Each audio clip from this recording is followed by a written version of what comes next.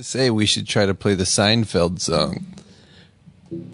Why can the Seinfeld song not come to me right now? You don't remember it? It goes, Seinfeld, Seinfeld, he's the best friend around. It sounds like a My Buddy commercial. Seinfeld, like the Seinfeld doll. Seinfeld, get your Seinfeld and take him around town. Seinfeld, yeah. He has 20 sayings. What is with these dolls? Welcome to the No Budget Filmmaking Podcast, presented by Cinema Summit, a podcast about the art of making films, no matter how small the budget. And now, here are your hosts, Alex Stark and Trevor L. Nelson. Hey everyone, thanks for joining us. This is episode 9 of the No Budget Filmmaking Podcast. I'm Trevor L. Nelson. And I'm Alex Stark, and today we're going to be debating the idea that you should know a little bit of every part of filmmaking, or, focus on one main aspect. Yeah, but first, what are we drinking today, Alex? Today, actually, I don't even know what it is. It's a whiskey. It's a whiskey soda. Let me look at it. You just keep talking about what we just got. Yeah, we got a beautiful Patron XO chiller machine. Yeah, but we're not using it for Patron. No. You put 2 bottles of supposedly Patron on top, but we did not. So we're actually drinking Phillips Union. It's a whiskey blend, a mix of Kentucky whiskey and Canadian whiskey. It's quite good. Quite good. We mix it with a little soda water. But what a strange name. Yeah, I don't know. We've stocked the liquor dispenser in honor of my hometown. Both liquors in there are from Minnesota. Uh-huh. Phillips is the brand behind the UV vodkas that everyone loves, but this is their whiskey blend. And then, what does it say on that bottle? What's the date? That is the actual name of the vodka. It's a new one. 1941 vodka. 1941 vodka from Minnesota as well. So, we're going to be drunker and drunker as we do these podcasts, because now we have just bottles of liquor at a push of a button. Yep. Ice cold liquor. Nothing goes better with a podcast like ice cold liquor shots. Okay. So, what's new other than the liquor dispenser that we just set up? What's new? Yeah. What's new? Well, we just went to Las Vegas last weekend. Why do we do that, Alex? Well, it was my bachelor party. What? That's why. Yes, it was. Yeah, we're both lucky to be alive. Yes. And here talking to you people about filmmaking. We're lucky to be talking to people. You people are not lucky for us to be talking to you. That's absolutely correct. We could have easily been stuck in the desert. My car was having car troubles. Yep. Alex was a gem to drive, because if his car was having car troubles, my car would have died. Need to get a new car. Yeah. But yeah, we did, I don't know if you people have been to Top Golf, but if you haven't been to Top Golf, check it out. It's pretty sweet. Quite fun. We went there. We did a lot of drinking. Yeah, we did. Alex did some dancing on the dance floor. Yep. He's a dancing machine, but mostly a lot of drinking. Sometimes I like to dance battle. Yeah. Yeah. We've had some moments when we've gone to bars, and after 1 or 12 drinks, Alex tends to get into dance battles with. He just calls people out on the dance floor and starts dancing, and it's not really a battle, because it's just it's not a battle because they have no chance against me. Just smooth moves he's got. I tell you guys, this man is a dancing machine when he drinks. So we drank a lot. We all got into some shenanigans, but we all survived. A healthy group there for Alex, about 11 or 12 guys at any given time. Very fun. Trevor walked away with some dinero, if I'm not mistaken. Yeah. About 5:30 in the morning on Sunday. Before I had a nice steak breakfast. It's still dinner at that point if you haven't. If I haven't gone to sleep, yep. Counts as dinner. Absolutely, and I pulled the 400 hand on 3-card poker. So there we go. Very happy with that. Made up for all the other losses I had that weekend. Mm-hmm. My dignity, my liver. You had the steak dinner. I had the gyro and chili dog dinner. Yeah, Alex is obsessed. So for those who haven't been to Vegas in a while, Fremont Street in downtown Vegas is kind of the spot to go these days. Yeah, it's pretty fun. It's pretty fun. And there's a hotel there. It used to be called the Fitzgerald. It's been rebranded as the D for Detroit. And also because of the guy's last name, right? Maybe. Or his first name. Maybe his name is Derek. Yeah, but I think him and his brother own it. So I think. All right. Yeah, I don't know. Who knows? Yeah, who knows? D. Everyone makes a joke. The D. Snicker. But it's fun. It's a cool little place. And we stayed there for my bachelor party, and Alex fell in love with the gyros at the Coney Island hot dog shop. He fell in love with the gyros at the Coney Island hot dog shop there for some reason, and so that was the sole reason we went back there for his bachelor party. Not the sole reason, because the Fremont Street is pretty bomb.com these days. In fact, we even saw on one of the little stages out on Fremont Street one of Alex's high school friends. Correct, because I'm from Las Vegas. He's from Vegas, if you didn't know that. People don't know. They're like, oh man, it's so lame. Everyone goes to Vegas. No, I'm from Vegas. Not most, but like a solid portion of the people that came to the bachelor party are from Vegas. Yeah, so they just came for the festivities. Good time. Alex got his euros. I won some money. Win-win. Yeah, we all lost some memories. And we're here with you now. What else is new? So if you've been following us on Cinema Summit, we do a lot of tutorials. We're doing some interviews and all stuff like that. So Alex, a while ago, put up a video. It's called Photo Bashing, and it is combining a bunch of photos together for one image. And he did one for this idea we had for a horror movie called Beef. Funny title, but it's got multiple meanings. Yeah, it's layered like an onion. Oh my gosh! But yeah, like a beef onion. Just so many food references here. This is why we're fat. But yeah, so he did this tutorial. You can check it out at cinemasummit.com about combining all these stock photos together and to make a kind of a concept photo. And he just was messing around on Reddit, which we're kind of getting into in terms of marketing and all that, and showing what we got out there. And put it up there, just put the video up and said, hey, this is a video I did for some concept art for our feature horror film Beef. And guess what? It kind of blew up a little bit. Now, not blowing up in the sense of Reddit, but in the filmmaker community on Reddit, it's kind of been trending a little bit. People like it. People have been asking what it is, what the movie's about. At this point, we're very close to 400 upvotes, which is very cool. Hey, which on Reddit, which is kind of like high school. It's all good. I'll take that. That's a popular kid right there. I'll take it. So we're kind of reinvigorated to try and maybe write out Beef, see if we can get some funding for it. Because we got a lot of really good comments. People like the story idea. People want to see the trailers, want to be part of it, and do all that kind of stuff. I think with the trailer of Halloween coming out, I think people are trying to get back into the whole slasher films, and that's what Beef is. It's kind of a slasher creature horror film. Mm-hmm. I did just see that trailer, by the way. What'd you think? The Halloween one. It looked pretty good. Can you believe Danny McBride wrote that? I can believe it. Because he's so a talented mofo. No, it looks good. If you guys haven't seen the trailer for Halloween, the new one coming out with Jamie Lee Curtis, it's written by Danny McBride, who you may know from Tropic Thunder, Vice Principals, Eastbound and Down. There it is. That's what I was looking for. Eastbound and Down, Pineapple Express. Dude's known for comedy, but he killed it so far from the trailer. It looks awesome. I'm excited. It does look awesome, and I heard that it's a direct sequel to the original, so kind of like other ones don't really exist in that world. Yeah, exactly. And it's kind of funny because I read an interview he did where they wanted to do a back-to-back shooting. Mm-hmm. And they're like, wait a second, you guys are just getting into horror films. Let's pump the brakes a little bit and just see if this one goes. Because if everyone hates you after this one, you don't want to have another movie coming out that everyone already hates you for. So maybe we'll see a sequel, but the trailer looks awesome. Check it out. It's just called Halloween, but make sure it's the newest one. Yep. And you're not looking at the 1978 one and wondering why it looks so bad. So that gives us some hope for Beef. Maybe we'll get that off the ground if we can get some funding or get some people interested in it. Also want to shout out some thanks to the people on iTunes who are giving us 5 stars. We're slowly climbing in the ranks of number of 5-star reviews. Yeah, what is it, 9 now? Boy, wow. We might hit double digits soon. We have people actually writing real text reviews, which is so awesome. Which is crazy awesome. The little podcast that could. Yeah. People seem to like it, so thank you guys. Yeah, really. We appreciate it. And also, to give love to everyone who listens to this, we are putting up some more interviews that we've done on Cinema Summit. So we had a series with Michael Rousselet. If you don't know who he is, he's one of the mad minds behind 5-Second Films.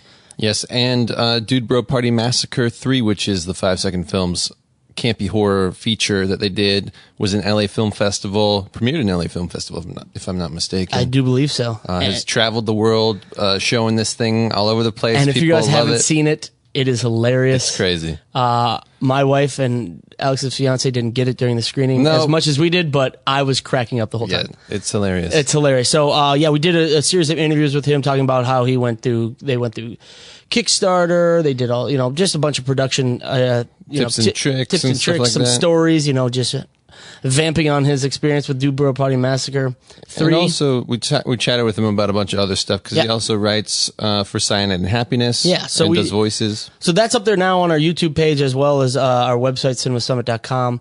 But we're putting up some videos with our interview with our friend John Levine. Yes, indeed. We produced a film with him several years ago at this point, a micro budget. Yep, John's writing and directing debut.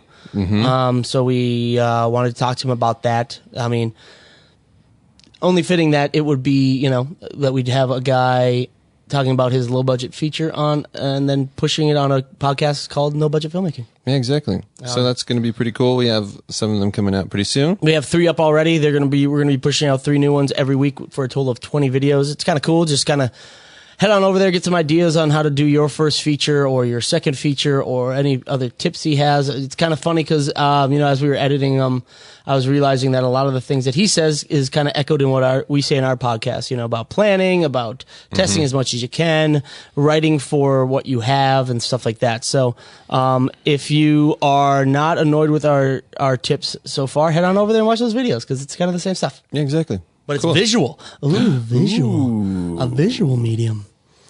So now on to the topic of the day. Now this is kind of the old adage: should you be a jack of all trades and a master of none? Yeah, or a master of one and a jack of no trades. Correct. That's not really the saying. That's not quite. That's doesn't my quite saying. Flow off the tongue. Oh yeah, no, it rolls. But we'll work on it. It rolls dirty. We'll chisel away at that and try to come up with a really streamlined 2018 version of that saying. Fine. Okay, so let's talk about let's set some precedents on this, Alex. Let's talk about first about the old school way of doing, getting into the film industry and making your niche in the film industry, and kind of what the old way of doing things was. Yeah. So, when we got into this industry, we've been in it for several years. A number that I'd rather not say. Yeah, no. When we graduated college 2 years ago. When I was born in 1998. But anyway, when we graduated, it was sort of right at that beginning of the digital age of cinema. Mm-hmm. The Red One kind of just started popping. Yeah. The 5D Mark II had come out a little bit. I think we had mentioned before that we actually shot some projects in school on film to just kind of show people that it was like, or tell people that it was like right in the cusp of like even the schools were slowly moving to digital, but it hadn't been completely there yet. Yeah, we shot almost everything on film except for the things that we shot on mini DV. So it was like either film or mini DV back then. Yeah. And then towards the end, it started moving into like HDV, which is the high definition version. But either way, it was a pain in the butt, just in terms of, hooking your computer up to the deck or going in the edit bay and the Avid and ingesting media. You kids have it so easy. Ingesting media. Easy. Holy smokes. I mean, you have film that had to go to the developer and then you come back and then you had to get it digitized. Whew.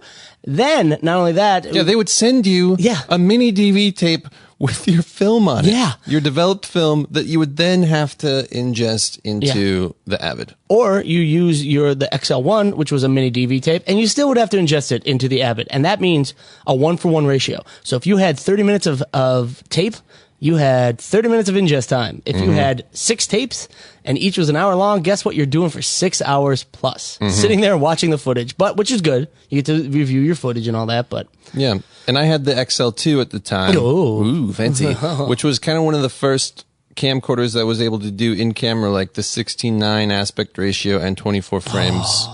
It was beautiful. 24p, which was cool. And it was a whole heck of a lot easier than film because you could actually see kind of, what you're getting in the monitor. So that was an easy transition into the digital stuff, which we now do. But one thing I noticed right out of college, the old timers and the people that had been in the industry forever, that I was around because my roommate was working on commercials and TV shows and stuff.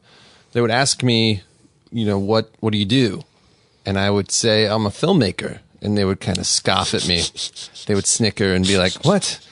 Loser. What do you? But what do you do?" Yeah. You know, and I'd be like, "Well, I like to do everything." And see, that we were in the cusp of that, because all of our professors were kind of and I mean, granted, this is kind of true even today. You mean your cinematography professors are probably going to be cinematographers. You know, your directing professors are probably going to be directors. But even then, they would ask you, like, what do you want to focus on? Like, I remember my 290 professor was like, do you want to be a director? Do you want to be a cinematographer? Do you want to be an editor? And I was like, yes. Yes, I do. Yes, sir, please. And it's, for whatever reason, it's been okay to be a writer-director.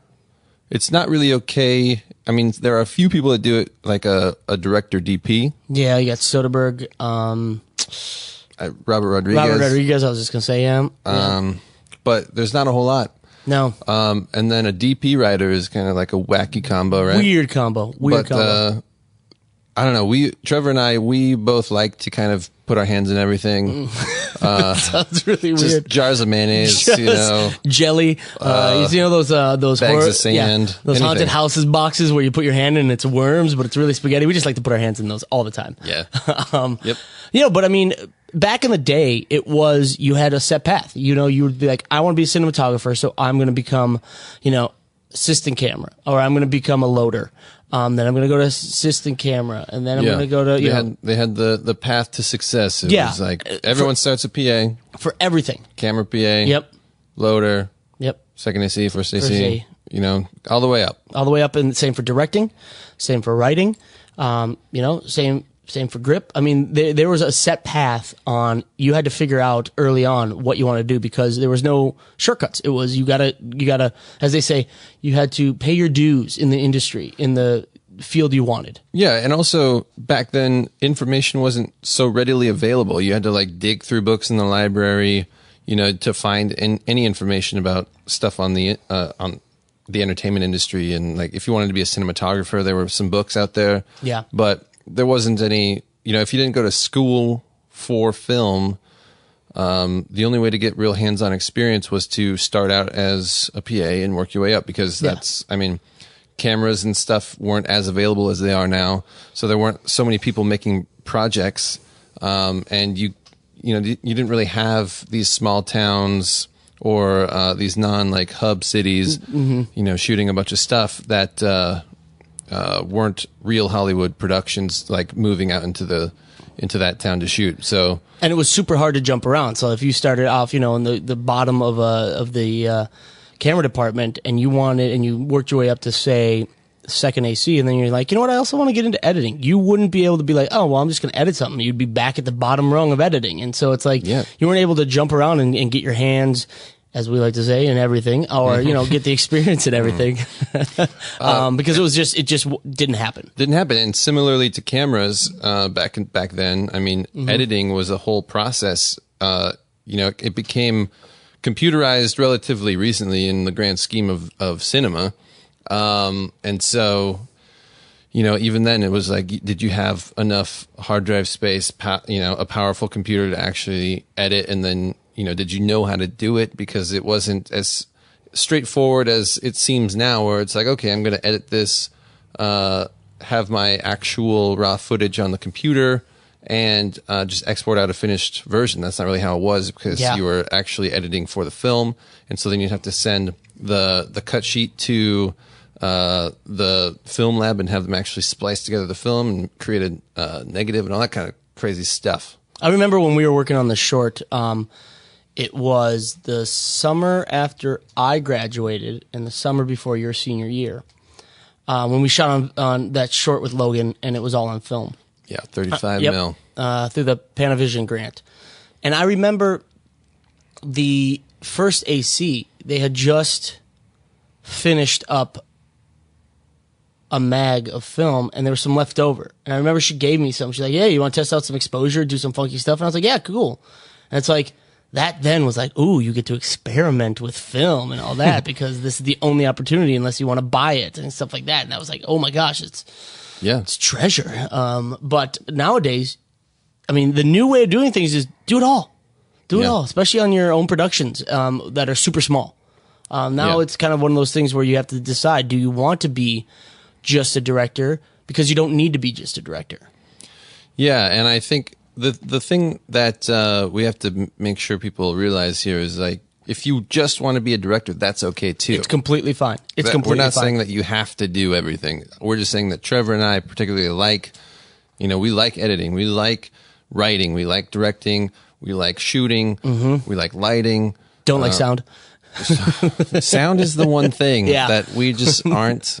It's so different from everything else in terms of, like, the technology and it's so hard to do anything else except sound, because sound is so important and detailed. Exactly. But no, Alex is right. Like, we like to do all this stuff. No, in no way, shape, or form do you have to say that you need to know lighting if you want to be a director. You don't. I remember I was working on a Coca-Cola commercial, and the director didn't know any of the equipment, didn't know what it was called, didn't know anything, and that's fine. To me, it was weird because I wanted to know all the equipment so I could know what it was, know what it did in the grip department and all that. But he was just like, "Hey, you guys, listen to the DP, because I have no idea what this equipment is. I have no idea what I need to rent. I trust my DP for that." And that's kind of the old school way. But that still happens now, and that's fine. That's completely fine. We're not telling you got to know everything if you want to get in this industry. And the point of knowing all these things is not to sort of have control over everything, because if you have a DP, you want to let that person do their thing. You don't want to, like, be a control freak necessarily.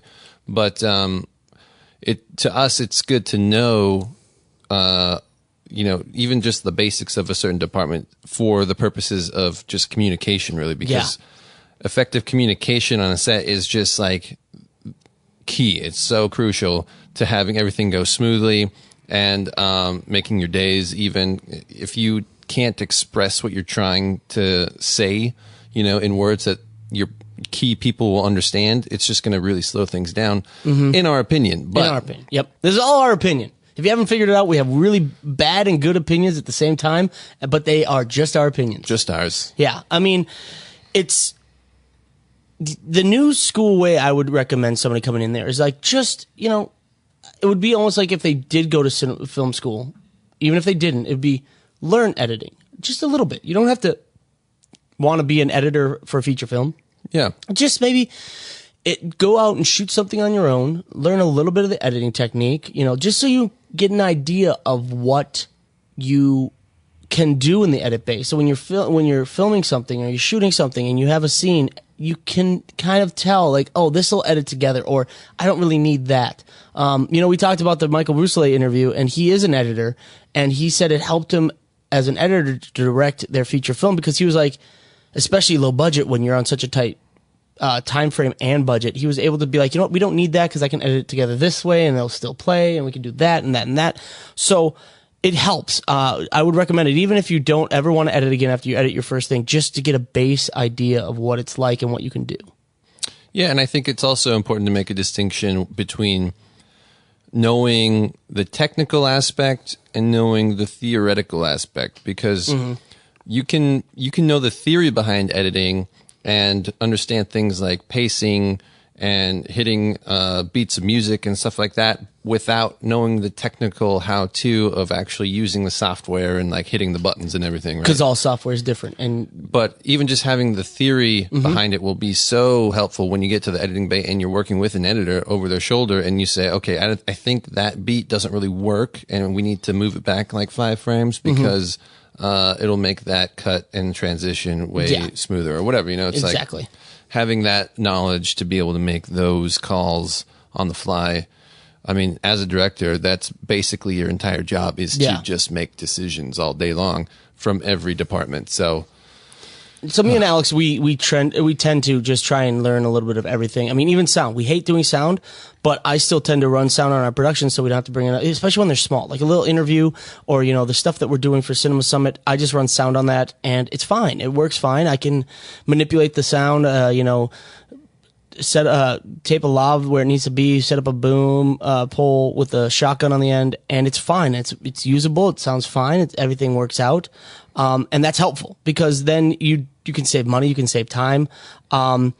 And I'm not saying when you get into a production that is $100,000, you want to be doing as much as you can. No, that's when you kind of step back a little bit. But if you just have that knowledge, it'll just help every other aspect of filmmaking.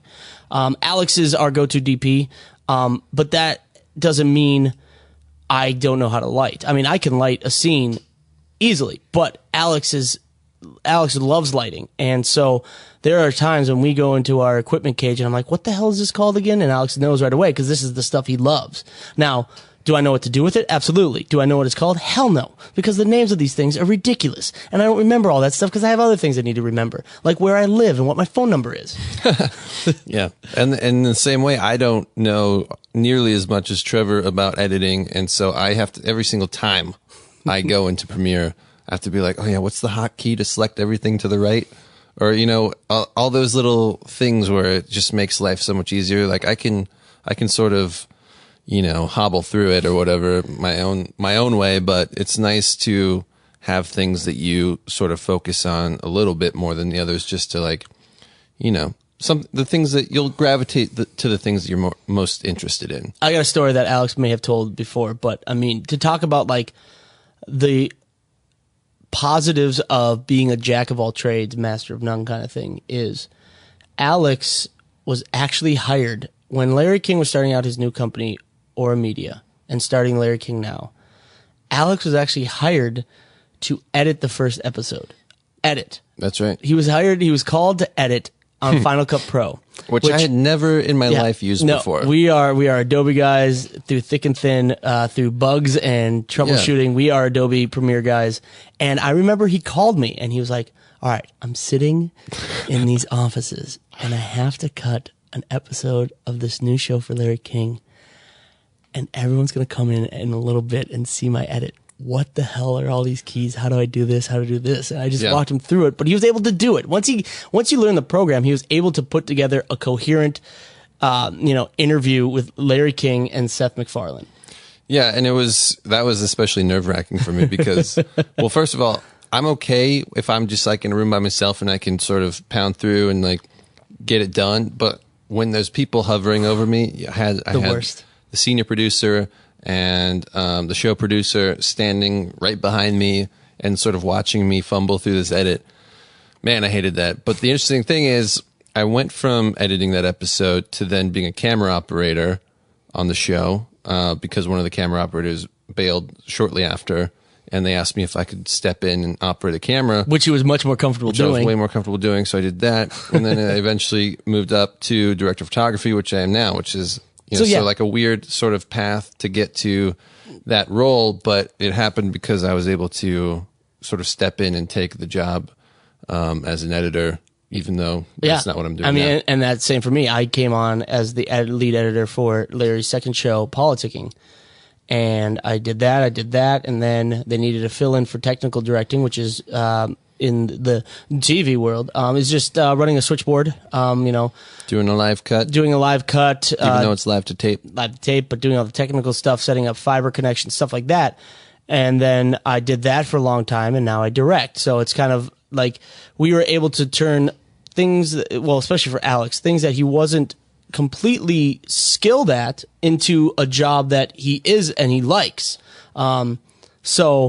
That just goes to show you that if you have a little bit of knowledge about every aspect, it just helps you out. It's not a deterrent. It's not a hindrance. It helps you out one way or another. Yeah, and this comes to the point that I wrote there at the end that I'm going to skip some of those and we'll come back to those.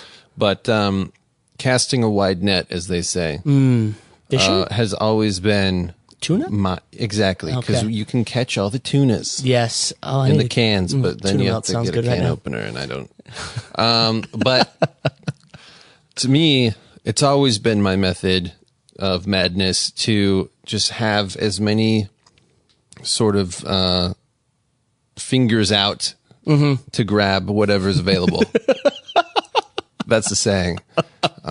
Wait, you hate my saying of Jack of no trades, master of one, but that you're saying is good? You just put your fingers in everything? No, I don't put my fingers in. I spread my fingers out to grab things. Pardon me. You've made it sound much more eloquent than I did. Yeah, exactly. Thank you. But anyway, so when I was in college, I learned After Effects and I started doing motion graphics. like you said, I can edit. It's not my favorite thing, but I can do that. Color correction, camera work, directing, producing, gaffing. Yeah. I've done all these things on other projects that weren't my own that I've been hired for. And I was able to do them because I proactively pursued, knowledge and skills in those things, and taught myself how to do them enough to where I would be able to show people that I could do them with either like a reel or like a demo or something, or just having done something with someone and having word of mouth go around that I can do that thing. Yeah. But that was how I've gotten pretty much every gig for the past, 8 years. Yeah.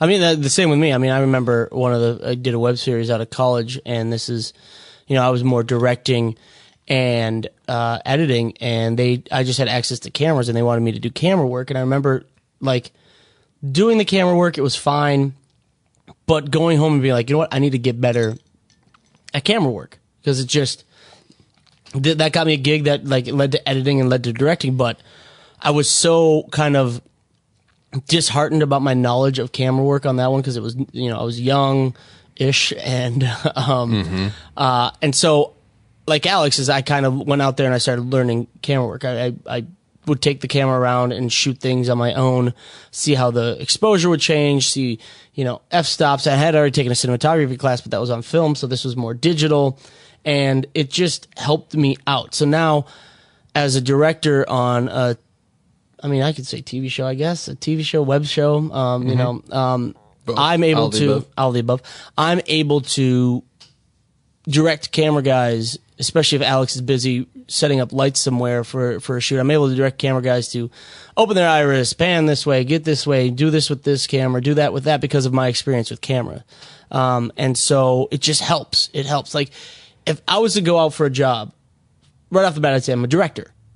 And, that is my passion, that is what I want to do, but that doesn't mean I can't do anything else. So, like, if I had my dream choice, it would be director. Alex, I sure would be director DP.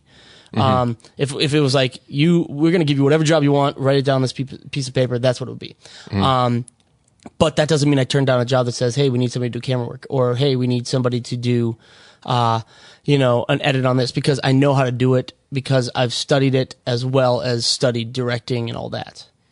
Yeah. So should we talk about how you can, as a person who is trying to become a master of all trades? Oh, not just a jack of all trades, master of all trades. Gotcha. Except sound. You're on that quest to be a master of all trades except sound.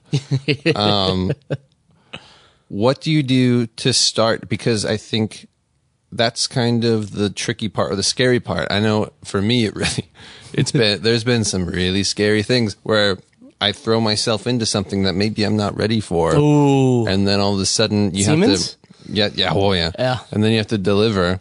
And it can be kind of sketchy. Yeah. You know what I mean? So how do you deal with, you have a little bit of experience, you've tried to teach yourself, but you've never really done it before on a professional level. Now you have all these people that are counting on you to deliver.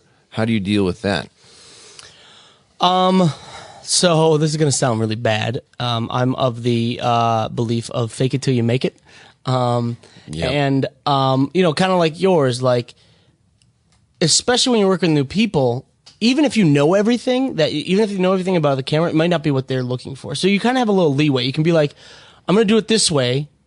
And then they're like, well, and if you're working with good people, even if you don't know them, but they're good people, they'll say, well, that's not what I had in mind. This is what I was thinking. And you can kind of like build off that and buy yourself some time. I mean, I know when I was, a freshman and I was working with a camera, and they were like, and this is before I took a cinematography class. This is before I took anything, I was used to using my parents' Handycam to make films, and that was like auto exposure. I mean, I remember somebody coming up to me and be like, hey, can you, I'm going to go over here and do this. And this guy was, I think he was a master's student. I was working on this project. He's like, can you set this to daylight, the camera to daylight, and the white balance to daylight, and bring it over there and just make sure the f-stops are correct. And I just was like, what the hell is he talking about?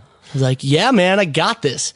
And I remember quickly going and like looking at my phone. I was like, daylight, okay. And then I was like, okay, how do I do it on this camera? And then like, and they're so busy that it took me probably longer than it should have to do all that. But then I walked over, I was like, here you go. He's like, awesome, man, this is great, perfect, thanks for this. And I was like, whew. Yeah, and I think eventually you figure out that not everyone knows everything. No. I mean, even semi-recently, after I had already been working pretty regularly as a director of photography and camera operator, I had this gig where the equipment was rented for me. I had never used it until the day that I showed up. I didn't get to select it. Yeah. And I had I knew everything was fine, and then all of a sudden there was a monitor that I'd never used before, and I could not, for the life of me, figure out how to power on the monitor. Something so simple. It was plugged in to power, right? Oh, I think I remember you telling me about this. Yeah. And I had to, thank God for smartphones. Am I right? Google. Woo. I had to Google the actual manual for that monitor to just flip through it and read, because I didn't want to go to the guy, the executive producer or whatever in charge and be like, hey, how do you turn the monitor on? I'll see myself out. Thank you. Thank you for this. So I'll just take lunch. That's all I need to be paid for today. Yeah. I'm late. I'm gone. Bye. So yeah, I had to look through the manual to figure that out, which was, it was perhaps a blow to my ego, but just a solid reminder that there's so much stuff out there. You're going to come across things that you're like, I don't know what that is. Yep. But and where was the power button? It was on the side, but it wasn't like, it was a flush button that didn't have any logo that was power. It didn't have, you couldn't even tell that it was a button. It was flush to the camera. Oh, it had almost like the rubberized like covering over it, and you just had to feel, oh my gosh. You just had to know that it was there. God. Yeah. Okay. That's the design flaw that you shouldn't be held responsible. It's crazy. But, and then, early on in my camera career and DP career, I remember the first time I got to work with a gaffer, because on a lot of things that I've done, it's been sort of web, short films, stuff like that. And usually it's just me. Maybe there's an AC, and whatever, maybe like a utility person that wouldn't necessarily call themselves a gaffer. But the first time I had to work with a real gaffer, I was really nervous just because I was like, this guy's going to know way more than me. And I'm going to be like a fraud, like I've just kind of been winging it this whole time and doing my thing. Yeah. And this guy probably has been like through the ropes. Yeah, exactly. And he knows exactly what everything is. He's probably going to be like, oh, this fool doesn't know how to light. But well, I see the DP. Yeah, exactly. But you get over those things and you just kind of like power through. Yeah. And that's, what you got to do. Okay, to blow some secrets away, we've taken some jobs that we don't know how to do, but we wing it. We built miniatures for a movie and never built miniatures before. And well, that's not true. Okay. We had once. Yes, we had once, but for what? It was for a VR project. Yeah. With New Deal Studios, which was kind of cool. That was awesome. But the miniatures that we built were more like buildings. So you're cutting plywood and painting it, and then you're applying little photos and poster printouts of like the building structure and all that, and that was it. But this other one we got off of that was we had to build glowing spaceships and damaged airplanes for forced perspective, and in-camera miniatures. No miniatures, less. yeah. And oh man, do we reveal what the miniature really was? No. Okay. But I think the main takeaway from that for me was, like as much as I feel like our failure in that project, it wasn't so much our failure. No, I don't think it was our failure at all. We delivered, and we tried to tell them what they needed to do. Yeah, we did. And they just didn't listen. And also we told them straight from the beginning, I literally said out of my mouth, we've never done this before. This is the only project we've ever done miniatures on, and we are like volunteers on this thing. Like we're doing it because we're interested in learning. Yeah. You probably don't want us to be the guys for this, but they insisted. And they got upset, but but when we explained why they were upset, like, hey, we tried to warn you about this, they're like, oh. Yeah. Yeah. I mean, if anybody knows anything about forced perspective, that is where, if you see online, type in forced perspective, you'll see these old model cars that people have, and then they build like a road, and they put it on the horizon so that the buildings behind it look like the perspective is that they are the It's like exists corresponding in size to the car. And if you see it in films and stuff, they used it all the time back in like the 50s and in sci-fi movies, because they would build like little miniature spaceships and have the spaceship would be like very close to the camera, maybe even suspended on wires, and then they would have people really far away walking away from it in such a way where it looked like they came out of the spaceship. And that's what they wanted to do, but they didn't get a big enough sound stage so you could pull the people away from the ship, and they weren't happy, and it's like, that was not on us. No. We told them. Yeah, and a huge part of it is you cannot move the camera. No, and they wanted to move the camera on a forced perspective, yeah. But that's another example of something where we probably have jumped into it, trying to be a master of all. We shouldn't have taken that gig. I didn't really want to. I didn't really want to, but it was a friend of ours, and he insisted, and we went to the meeting, and they were all excited, and it was they got really excited about it. And so it was tough. But I was so anxious and just like upset the whole time. Oh, I was not comfortable at all at any moment during that. I was just like, this is just killing me. Like, I just wanted to get this done and like move on. And they kept calling us up to do these other shots. I'm like, guys, this isn't going to work. And they're like, no. And then they kept changing their mind. And whatever. It all worked out. I don't know if it worked out on our ends. The models look good. But we haven't even. I don't think the movie's going to be released. I don't know. Hopefully not because of the forced perspective. Oh man. But that being said, I just kind of circling back. I kind of. Now, I won't take something that's so far out of my comfort level that I know I can't do it. Like, if somebody, because we've done VFX and all that, but if somebody asked me to be a VFX supervisor and for like a giant, like, mocap, green screen, I'll be like, nope. not my guy. Nope. Granted, I don't know how I'd ever get offered that, but.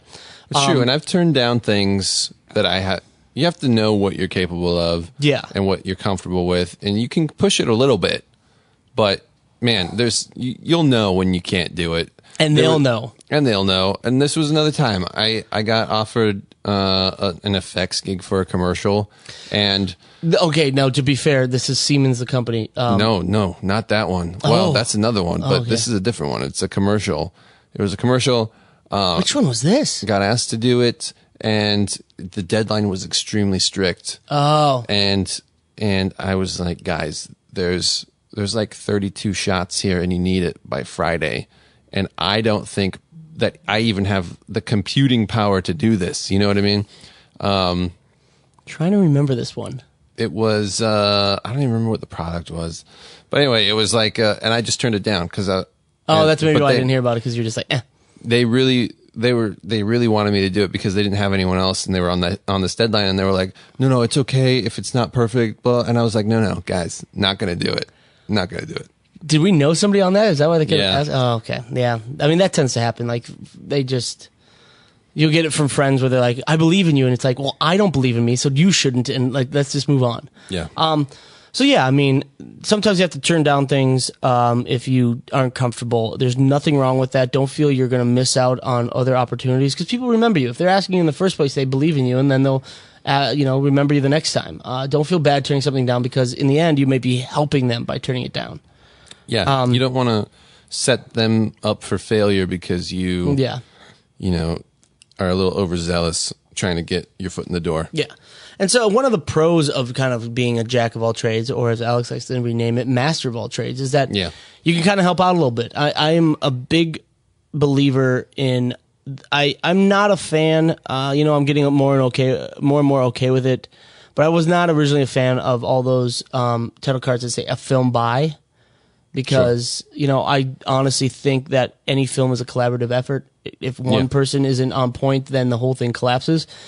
Not to say, whatever, if people want to put that before their movie, that's fine. That's on them. I personally just don't like a film by, because I feel it's just, unless the person's doing every role on the film, it's not just their film. Yeah. And that being said, I am never afraid to help out. And you shouldn't either. Like, I'll carry gear. Even if I'm directing, I'll carry gear, I'll help set up lights, I'll move lights, because I know how to move lights safely. And, I'll help with an edit. I'll help the sound guy set up his shotgun. And that's just because I know, at least as a working knowledge of everything, from my experience. And so it just makes things easier. As long as you're not pulling yourself away from what you're supposed to be doing in your main role, help people out. It helps everyone out, and everyone seems that you're a team player, and it makes things run a lot smoother. There's one huge caveat to that, which is if it's a union shoot, do not touch anything. That's true. You will get your hand chopped off. Union people are rough guys. By the Teamsters. Yeah, they will club you. Ooh. So. Yeah. But I'm assuming most no-budget projects, if we're talking about no-budget projects here, they're not going to be union. Yeah. But if you do find yourself on union, just stay in your lane, because they will cut you off at the knees. Yeah, they will. They do not want anybody taking their jobs or risk making them seem like they're not important. Yeah, and I think one big thing, like when I was producing a series for our friend Scott, which was kind of one of the earlier narrative web series that was trying to be really cinematic, And I think it got picked up by Hulu, didn't it? It did. Yeah. It got picked up by BET and then Hulu. It was all over the place. Yeah. But I got brought on as a producer, but I would also unload gear out of the truck. Yeah, I would be hauling sandbags out. I'd be running to grab food. I'd be doing all sorts of stuff. And that kind of thing, when you're willing to put in the extra effort, it definitely sends a signal not only to the rest of the crew, where they're like, oh man, this guy is really stepping up and helping out a lot. We should make sure that we're, not being lazy bums and also step up, but also down the road, people will remember that for sure and want to bring you onto other projects because they know your work ethic. And just lead by example. If you appreciate people helping out, just help out other people. But that being said, moving on to the next thing, there is a danger in having too many hats. In the fact that if you hire a DP, let him be the DP. Now you can offer suggestions, but don't start acting like you know more than the DP if you're the director. Or if you're the DP who's directed, don't act like you are the director and offer your opinion. Now, you can offer your opinion. Me and Alex are big on collaboration, but don't take the role of director. Step on anyone's toes. Exactly. Unless, even if you know what you're doing. Unless they need to be stepped on. Yes, that's true. There are some instances where some people are in over their heads or they just don't know what they're doing. Just getting overwhelmed. Or, everyone has those moments where sometimes they just need someone to shove them in the right direction and then they'll be good to go again. But I would say one of the dangers of wearing too many hats just in general is for your own sanity, overload, especially when it comes to directing, because your job as director is to just take in questions and spit out answers, you are the problem solver. You are the one that people come to with all the problems. And the producers, people go to the producers as well, but a lot of times they bypass the producers and come straight to you and they say, hey, what do you think about this? What do you think about this? What do you think about this? And your whole job is to answer them, give them the answers, the right answers, the first time, quickly, and then execute. Yeah. But then also simultaneously be thinking about the performance, the shots, composition, the tone, the pacing, all these things. So you have to juggle a lot. And so if you're combining that task of being a director with also running sound or operating the camera or trying to be like the wardrobe person or the production designer, a script supervisor, you're gonna drive yourself crazy, especially on a really long project or a bigger like a feature, and you're just gonna get burnt out really, really fast. Yeah, it's funny because, and before we go any further, we're not bashing on sound. It's such a stressful thing to run sound because it is so important and it's so easy to screw up that sound guys I admire. Those guys have it on lock. And if they can produce great sound that's clean, whoosh, man, they are worth every penny. Totally. And it's like a whole new world. I mean, one of the reasons I got interested in the film biz, I remember back when I was a kid, I came to like the Universal Studios tour, and I saw them do all the Foley stuff, the sound. Oh yeah, I love which that is so stuff. cool. I mean, there's a lot of really cool aspects of sound. So we're not trying to say sound sucks or anything. We're so terrible at it, and the smallest thing can just destroy all of your sound, and we've had our own bad experiences with that. Yep. So therefore, we don't necessarily want to be doing it ourselves because we don't trust ourselves and have the knowledge necessary to be a really good sound person. And that being said, it gives me anxiety thinking about running sound. And on that note, when I was running sound, do not run your own sound. But when I was, on pros and cons, it was funny because this is a prime example of, spreading yourself too thin. I remember I was running sound. It was just me and Alex were the only crew. We had 2 actors in a small space that we had like 4 hours to shoot. And I was running sound, and I remember the first 2 takes. We ran a take of the first like snippet of the scene. Ran it. Okay, let's run it again. And I specifically remember after the second take, you said, "Okay, cut." He was like, "Hey, Trevor, do you have any suggestions?" And I was so engrossed to make sure that the sound was okay and that I was picking up good levels and that it wasn't rubbing up against any clothes or anything like that. I remember looking and being like, I was not paying attention at all. Like, I didn't even look at the...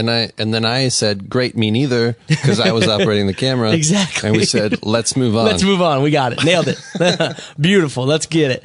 But I just remember I wasn't even looking at the actors, and I just remember, luckily the actors were our friends, so they weren't like, oh, this guy. But I was just like, oh my God. Like, I forgot I had to also direct this too, and I didn't. I was just worried about sound, and that is where you run into problems. When you have too many hats, you're stretching yourself too thin, and you forget your main job because you're doing every other job. Yep. John actually talks about that in our interview with him about directing a low-budget feature, about how it was just kind of like a whirlwind where he was running to get somebody's costume change while they were changing upstairs, and he was directing this, and then he had to go fix a gun, and that is necessary sometimes. And that's a prime example. We didn't have a production designer or any art department at all on that film. So literally, we would be framing up the shot, and we'd be like, "Oh man, that wall looks really plain," and then we would just on the spot try to figure out how to fix it. That's not a great way to operate. Well, the other problem was that our producers, one was acting in the movie.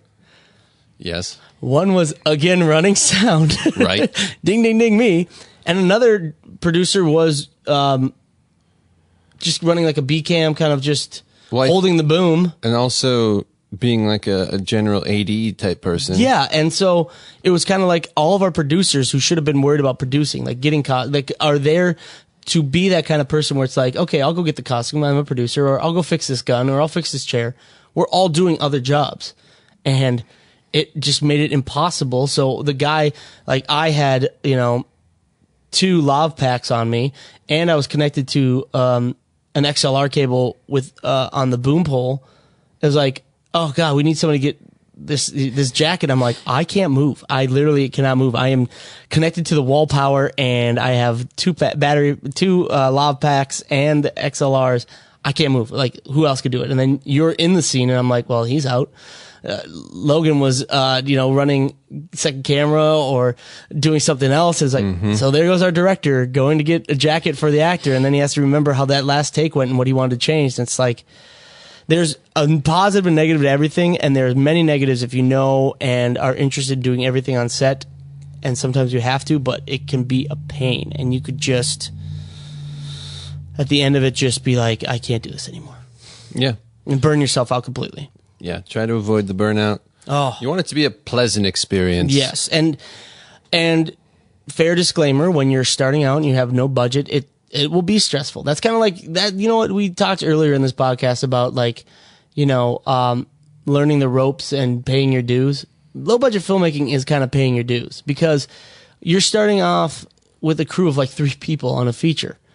And slowly but surely, you're going to move yourself up and get a little more money, and then you're going to have a crew of 5, and then a 10, and then we and Alex were just watching a movie tonight that kind of was an inspiration for Beef, and it was like this very low budget, campy horror comedy.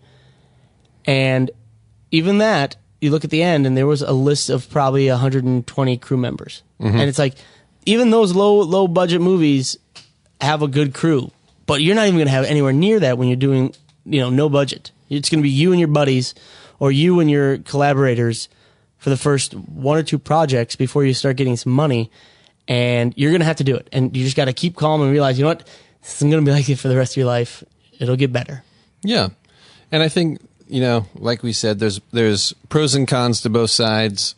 I personally haven't been a fan of being on the huge crews because those are the crews where you have your one specific job. You can't do anything else. Yeah. And it's an extremely, in my opinion, again,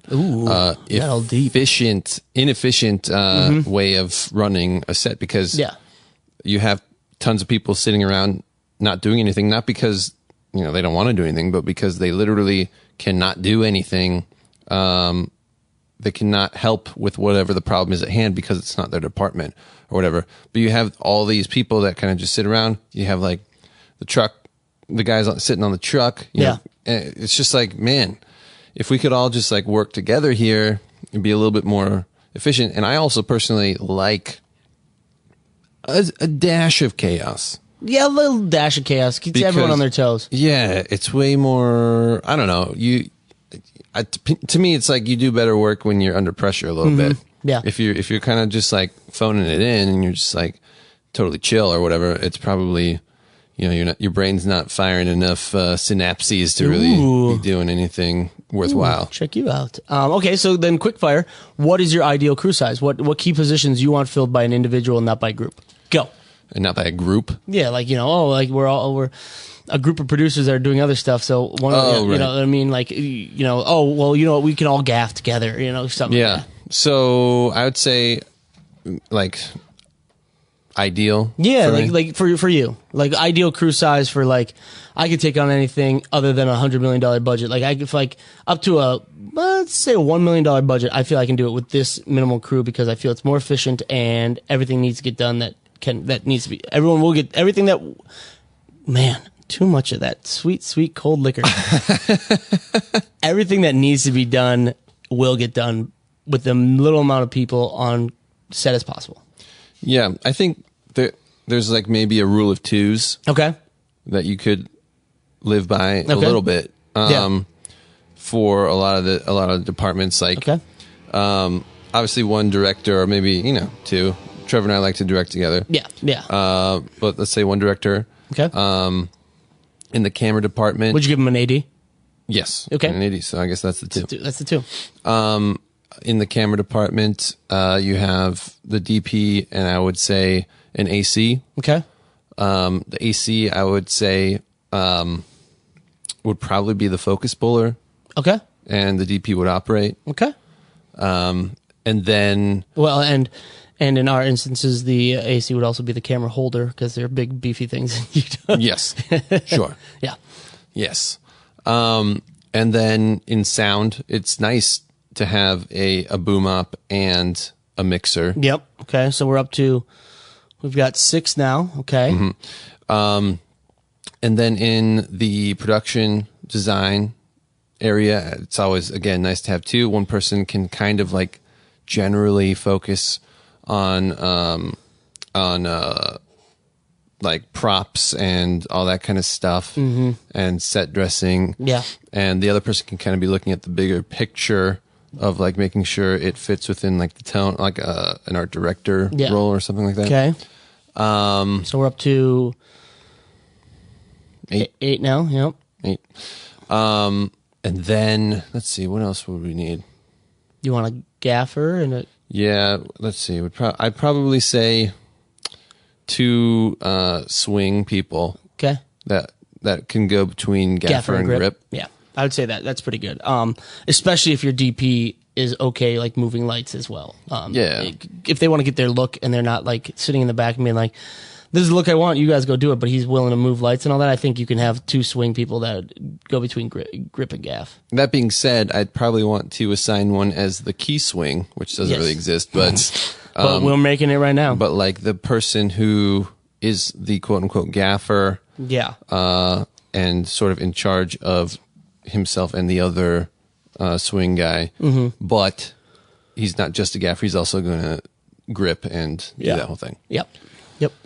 I mean, one thing that I think gets overlooked a lot, especially in no budget, micro budget stuff, is the script supervisor. I was just going to add that. I was just going to say, do you like a script supervisor? Because knowing me, I love a script supervisor. It's pretty bomb.com. Yeah. Because like we said, there's a lot to take in, a lot of decisions need to be made. And if you're not paying attention, I mean, it happens even at Larry every once in a while where, someone will be saying something. They'll be like, oh yeah, well, can I take that back? What did I just say? And you have to, off the top of your head, be like, oh God, thinking about it. And, that's not great. No, not at all. So yeah, about 11, you'd say 11. Yeah. I mean, a crew of 11 even to me seems big from what we do now, but in the grand scheme of things, is not a big crew. 11. It's a terribly small crew. I would say that's a skeleton crew. I mean, yeah. What we do, I would call a Ghost Rider crew, like a flaming skeleton crew. They meant Ghost Rider like the PBS special when we were younger. Yeah, that too. Yeah. No, yeah. I mean, 11. I feel I'm with you. I feel with 11 we could easily get done with everything we wanted. But we forgot. Producers. Oh my! You know what? We do need producers because they're the ones who are running down and putting out some fires as we're doing it. So, and then we need 2 PAs. Should be nice. Who's gonna get our coffee? Yeah. So we're looking at 15, which is still not a very big. That's just off the top of our head. I'm probably There's probably others that I'm. Oh yeah. You know. But that being said, I mean, 15 is a good number. That I feel if we had 15, like for me the luxury of having 2 PAs and a script supervisor. Wait, we forgot. Uh-oh. We forgot wardrobe. Oh, yeah. I mean, if you have like a super talented, we forgot another one too. Hair and makeup. Got hair and makeup. Oh, you need hair and makeup. Yeah, you need. I mean, again, Alex is doing this. I did the special effects makeup on that feature, and it's like, and he had to go to a wedding, so I remember he took pictures. He did the makeup. I took pictures of what he did, and then when he left for a wedding, I was doing the makeup, and I didn't have nearly as much experience as Alex, but I just was watching what he did and learned from it. But yeah, so we had 15. You want to add in makeup, hair and makeup. So that's, I mean, depending on who you get, if they're really a rock star, I would do almost a swing too. If you could have one person doing hair and makeup, but they can both do both roles. Yeah, they can both do both. So that's 17. And then producers, we want to say 3 would be great. That'd be really good. 10, so 20 people. 20 people on crew is not great. Not amazing big number. No.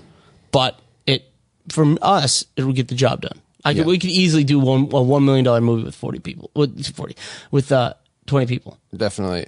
And I think, to be honest, it's like we could do it with less if we had to. If we had to. We don't want to. We're checking. We talked hypothetical ideal position. Right. Like if we had the money and we were doing all that stuff, it would be awesome to have 20 people. And I think once you get over 20, it's a pretty solid round number. I like round numbers. I do too. Now this changes a little bit. If you're doing some visual effects, you might want a visual effects supervisor in there to know, to get your shots down. But we'll just say like a $1 million, thriller kind of thing. Straight, easy peasy. I mean, then you could also get into like stunt coordinator, stunt coordinator. All that kind of stuff. And so, 20 is a really good crafty. number. Oh, crafty. But see that if you get a good group of people, a producer can be crafty. You can like buy the stuff. That's true. You can just have El Pollo Loco deliver. Am I right, everyone? You know what I'm talking about. Yeah, give it to me all day. Or every film shoot that I've ever been on. Coney Island dog delivering gyros every day from Vegas. From Las Vegas. Just mail them in. Oh man, they'll be one cold. at a time. That is the director. He's demanding his Coney Island gyro, and everyone else doesn't get to do anything until he gets it. He'll be in his trailer, which is just a porta potty. But I feel we could do a $1 million movie with 20 people. Yeah. Easily. And if we had to do it with less, we could pull it off. It'd be more stressful, but 20 is like a good number. Solid. If we moved up to the, $10 million range, we're probably looking at a little bit more. Yeah, you're probably looking at like 50 people. Yeah. 100 people. But, I mean, $1 million movie ain't nothing to frown upon. If anybody out there wants to give us $1 million to do a movie, we'll do it with 20 people and keep the budget tight. Yeah, so, I don't know, that's about it in my mind of talking about jack of all trades, master of none, on what you should do to make yourself more useful and attractive to potential clients. Yeah, I think, we, I guess, alluded to this, danced around it. I don't know if we hit it on the head really, but nowadays, with everything so easily available, cameras and editing equipment, computers and all this stuff, and everyone who wants to sort of like jump on that can do it, pretty easily. Yeah. So having the ability to sort of move around as a freelancer, if you're working in the freelance world, is pretty key. Yeah. Pretty key. And again, it's also one of those things that you don't have to become a master editor. You don't have to be able to edit a feature. But if you can just put a scene together, just for your old general knowledge, you'll be able to then use that knowledge on set. You'll be able to maybe, edit a short for somebody for a couple $100 to help pay the rent. Again, we don't like doing sound, but I can do sound. I can get some decent sound out of stuff. And it may not be what you ultimately want to do, but it just makes you that much more valuable when you're either getting clients or you're getting on set, or you want to do your no budget feature and you don't have the money to pay for all these people. If you can get people who can kind of be a Swiss Army knife, you're just better off for it. Yep. All right, shall we move on to what's cool? Windscreens aren't, obviously. Yes, let's do it. What do you think is cool? Go ahead. You start off. You want me to start off? Yeah, go ahead. Why not? Okay. I just heard about this. Uh-oh. This is something I just heard about. Hot off the presses here. I haven't even really been able to explore it that much. All right. What do you got? But The Sinner Season 2. Man, so I didn't see season 1. Yeah. But I don't know how it's going to be a season 2, but go ahead. I believe, if I'm not mistaken, it's a whole different group of people. So it's almost like... It's like the same... It's almost like True Detective in a way, or whatever. Or like, what is it, American Horror Story? Yeah, where it's the same probably tone and vibe and suspense, mystery kind of thing going on. Okay. But totally different family, totally different people. But the first season, I enjoyed quite a bit. Okay. Quite a bit. There were, some funky things going on, but overall, I really, really liked it. Miss Timberlake did a good job. She did. All right, she excellent. did. And Mr. Pullman. Oh, love me some Pullman. Did a great job. Okay, I'll check that. I guess I have to check out season 1. There's just so much shit out there to watch that's so good. Yep. I just got into Handmaid's Tale and I'm obsessed with that. Woo! Oh man. Holy smokes. I just saw the episode last night. Really? The newest one. Oh, I'm still My in season God. 1 and I'm blazing through it. I'm just like, I'm supposed to go down south for this weekend, and I'm just like, you know what? I'm going to pass and just sit and watch Handmaid's Tale all weekend while drinking. It's so good. All right. Well, yeah, I guess I'll check out season 1 of Sinner. There's just so much stuff out there now. It's fantastic. I mean, my Netflix list is growing by the day. I know. I jump around. So my thing is like, my list is big, but Yeah, it is. yeah, but I jump around a lot because things don't necessarily grab me right away, and I'll only watch like 3 episodes, and I'll be like, oh man, what else is there to watch out there? So that's when you need these little fringy ones. That's like, I'm gonna The Sinner. I totally forgot about that. I'm gonna hit that one up, Dude. I destroyed Barry in like a week. Yep, And- that's one that's on my list. Yeah, and it is a good one. And I'm just like, you know what? Nailed that through eight episodes. I think it's 8. Able to handle that off a little bit, and it was great. And now I'm moving on to the next one. So, and I feel like a lot of people these days really dig the really cool true crime docu-series. Oh, yeah. You know what I'm saying? There's a new one that's out, The Staircase. I want to see it. Wow. Oh, yeah. But you know what? It's like a redo of a documentary on the case has been covered in many documentaries. Probably. But I think, that one looks good. Yeah. Well, it looks super good. Anyway. Yeah. So for me, we've been big fans of Hive's lights here. I don't know if you guys have heard us talk about them too much. Probably a little too much. We will not stop talking about them. We love them. So they just revealed at Cinegear they are releasing a makeup mirror. So it's a mirror that has their built-in LED lights and kind of a bars on the top and the sides. So you can go on set, match figure out what lights your hives are pushing out, what color they're pushing out on set, and then bring it to the makeup table and see how the makeup will interact in the lighting that will be on set. So it's built-in RGB lights in a makeup mirror. Yeah, and that's a really interesting thing I think a lot of people don't realize is if you're shooting a scene in daylight and you're in a makeup trailer with tungsten light, I mean, that's no buen. No buens. No buens. No buens. Because you're going to get out on set and you're shooting daylight, you're like, wait a second. Yeah, it doesn't look the same. Doesn't look the same at all. It looks bad. That's a pretty cool. That's a pretty cool feature. I'd never thought of that. No. When you brought it up to me, I was like, "What?" And I was like, "Oh man, actually, that's pretty cool." Evil geniuses at Hive take more of our money. I still really want them to make a practical light bulb with their technology in it. Oof. You know what I mean? I'm waiting for someone to come out with like just a regular light bulb that has like color accurate, full RGB, like meant for the motion picture industry, like a cinematic light bulb. Especially if they could make it look like a real light bulb. You know how like LED bulbs don't look like real bulbs? Yeah, because like half of it is like a heat sink and stuff. Mm-hmm. If they could somehow make it look like a real bulb at the same time, hot lavas. Oh man, I would just put that. I would buy all those. Not to use in any of our projects, but just to put in my bedroom so I can have some sweet John Wick lighting when I wake up. Yeah. Just turn on the club music and start pew-pewing away. Pew, pew, pew, pew. That's how John Wick sounds. He's like, you killed my dog. Pew, pew, pew, pew, pew, pew. Ah, I've been shot. Pew, pew, pew, pew, pew. That went on way too long. That's John Wick in a nutshell. Yeah, there you go. Yeah, all right. What else you got? What else is cool for you? Okay, so I also just heard about this, which is kind of cool. The Lilliput A12 is a 4K monitor. Okay, tell me more. And you can monitor 4 cameras at the same time. It has quad split, which is pretty cool. Mm-hmm. For a cheap-ish monitor, it's like $600. That's not bad. That's not bad. And so, I mean, we've been in many situations, especially working on a multicam show like Larry, where having 4 monitors up at the same time, I mean, we have it in the studio, but when we go out in the field and we're shooting with, whoever at like a Dodger Stadium or something, and it's like we're bringing all of our equipment there. We don't have the same stuff that we have in the studio. And so we used to, like back in the day, had this terrible system where we could actually only put 2 cameras in the monitor at any time, and then you had to switch inputs to view them separately. And then if you wanted to see the third cam, you had to unplug one and stick that one in. This was like a really stupid way of doing it. Yep. But now we have to have like a, what is it called?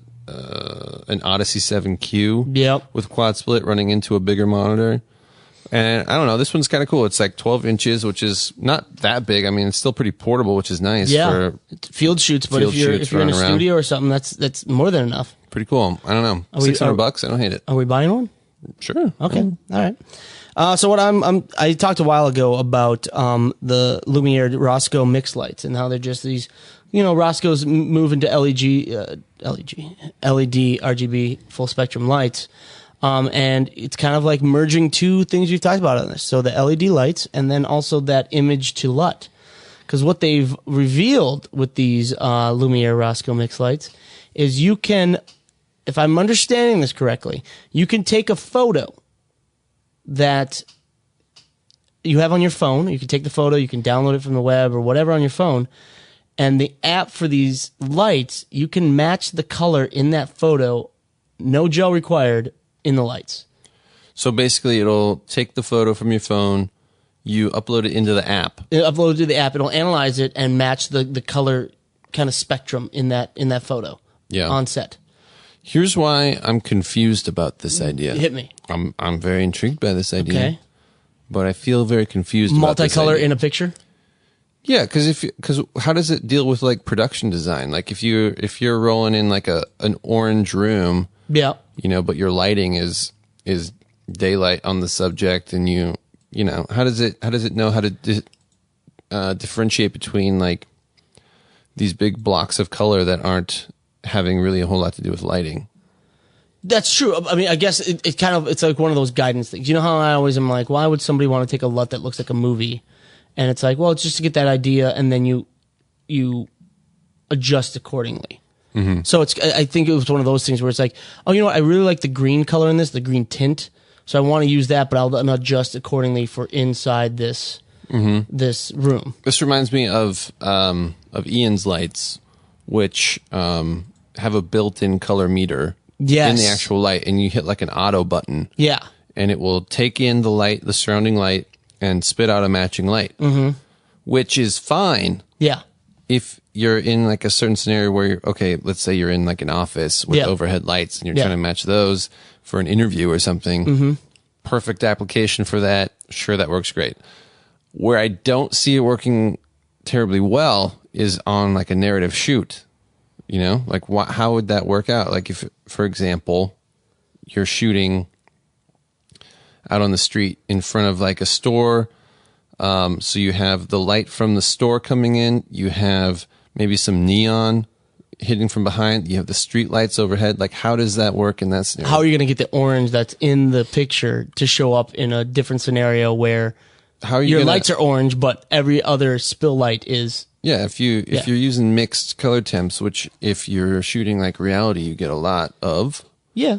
How do you... I'm sure these are probably they're pushing for studio use, soundstage, and interview. And interview. I feel like interview is probably the best application for it, but it seems interesting. I mean, again, you have total control of them without pictures. It's just an added feature that you can then, if you want some kind of guidance, you can then go to the app and just upload a picture that you like. Or, it's kind of one of those things that would be nice if you're doing an interview in two locations you want to look the same. You take a picture of your first shoot.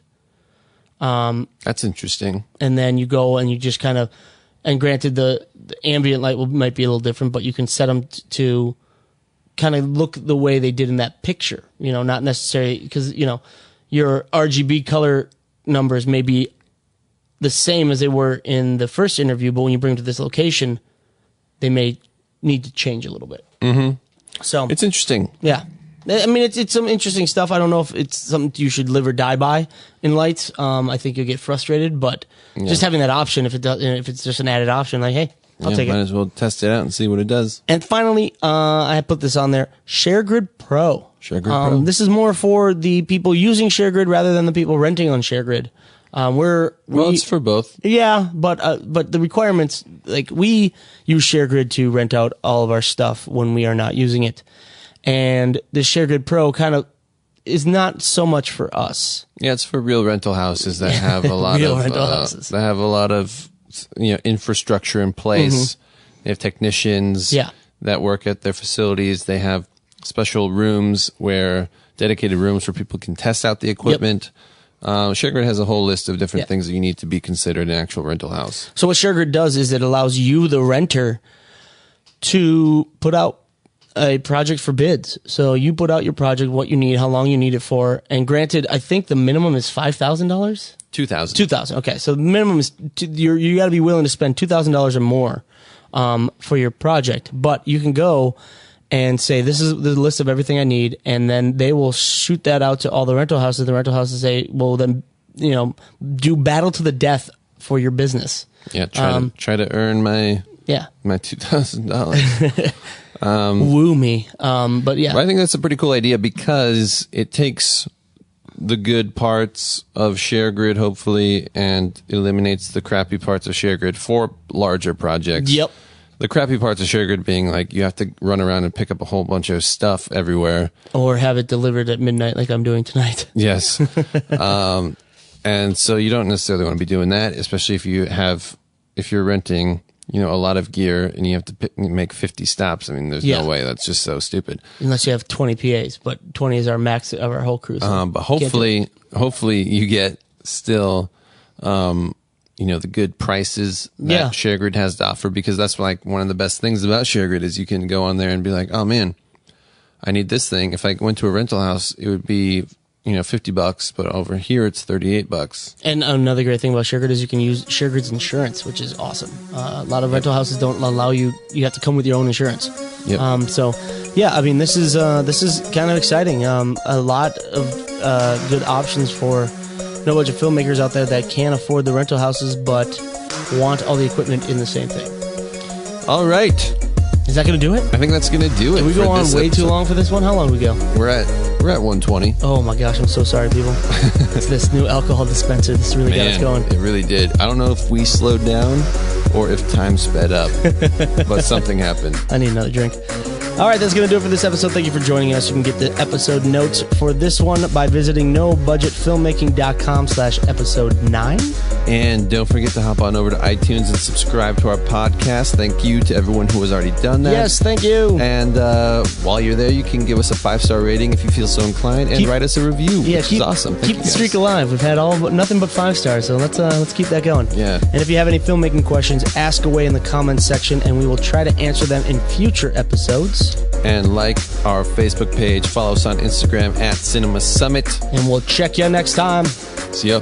Peace. Later.